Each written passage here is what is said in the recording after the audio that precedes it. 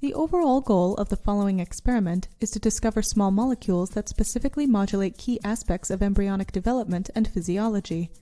This is achieved by placing a large number of fertilized eggs into 96-well screening plates. As a second step, aliquots of a library of small molecules are added to the 96-well plates. Next, embryos in the 96-well plates are examined for phenotypes elicited by the small molecules. Results are obtained that show which small molecules specifically affect zebrafish development or physiology.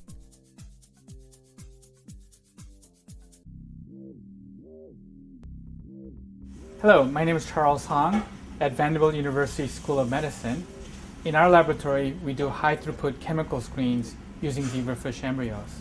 This is a relatively easy technique that can be widely adapted to discover novel bioactive compounds.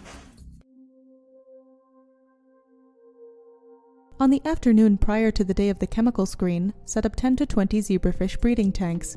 Place a divider into each tank and fill each tank with water from the aquaculture system. Using a fish net, transfer 1 adult male and 1 to 2 adult females to the inner container in each breeding tank. Label the tanks and put a lid over them.